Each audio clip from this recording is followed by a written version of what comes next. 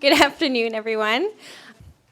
So for our afternoon plenary, I would like to introduce to you Dr. Matt Dobbs. He is an associate professor in the physics department at McGill. The other thing I found that's very important to me is performing in teams, interacting with people, and that one of the only reasons that it's necessary for you to come to McGill and get surrounded by a peer group that is of your same caliber, or to the University of Montreal and surrounded by a peer group that's of a really high caliber, is that peer group is important and you need to interact with them. It's really challenging in a big classroom to get that interaction going. There's often people left out. And it's hard to evaluate that interaction. So there's a few things I've tried that work somewhat to get that going. The other thing I think is really important is the communication in an oral setting, that you can talk to people and get ideas out. And very often in an interactive learning that happens, but it's very hard to get feedback from the professor or from accurate feedback from other people in the room. So what I often use, so two things that I think are really important are to give presentations at the front of the class and to have those presentations peer evaluated. To have your peers tell you what they think of your presentation. And in order for peer evaluation to work, to have the same metrics for the evaluation. So first of all, my wish fails because I cannot have everyone in a 160-person classroom go to the front. There's just no way that it'll work. And I am going to have a negative learning experience for about a third of them. A third of the people are going to come to the front of the classroom. It's going to be their first presentation. They're going to have prepared an awesome talk and forgotten to practice it. Or they're going to start practicing it right before. And they are going to give the most horrible delivery of their talk. And they are going to reinforce to themselves that they are bad speakers who are embarrassed to talk in front of their peers. And that's going to be a bad learning outcome for them. Okay, so that's dangerous. That's really dangerous. So we have to find some way around that. The technique I use in medium-sized classes is to insist that all of the presentations given at the front of the room are video presentations, that they are recorded presentations.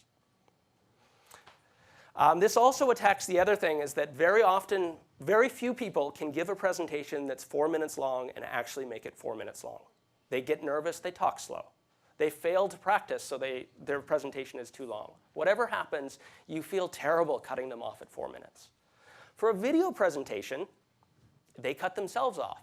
They are forced to practice multiple times, and they get to practice with John Crawford in the room because they're going to record the thing and play it back and watch it. And they are immediately going to see how good or bad their talk is, and they are going to be their own best critic. So I usually set these up in groups, depending how big the class is, so that there's a class worth of presentations. And the main instructions are, teach the class about X or Y, or apply what you've learned to something over here.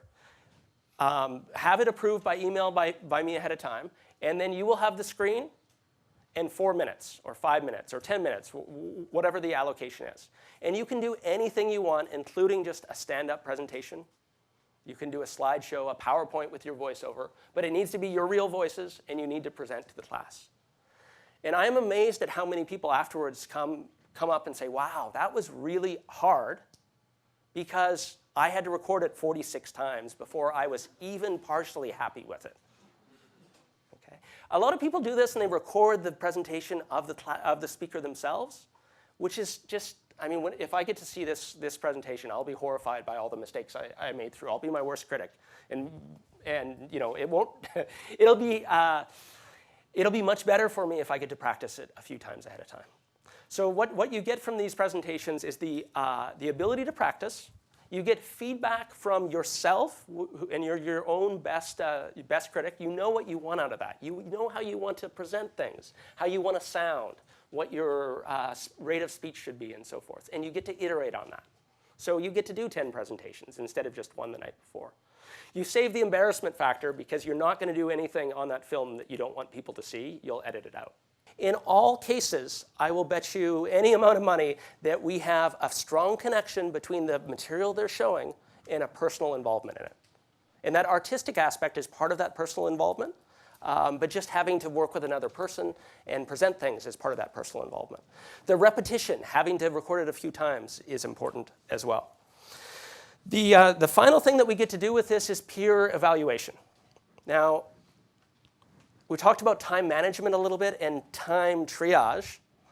This is another really important thing that probably I shouldn't be saying in front of young people. But the other great thing about peer evaluation is it's a lot of work off your shoulders. Because you have to design a way that the class can evaluate everything that goes on in the same period as the class itself.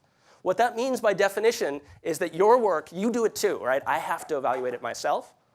And my evaluation needs to happen within the context of the class.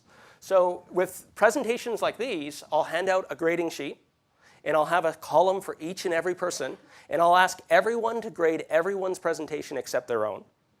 And I'll tell them exactly what the criteria are. It's really key to tell them exactly what the criteria are.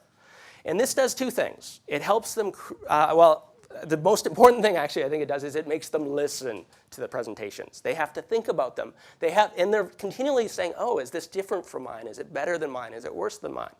And they're assigning a grade to that. I find that when I tally up all these grades and average them, they are typically within the margin of error, a few % of what I would give to each presentation.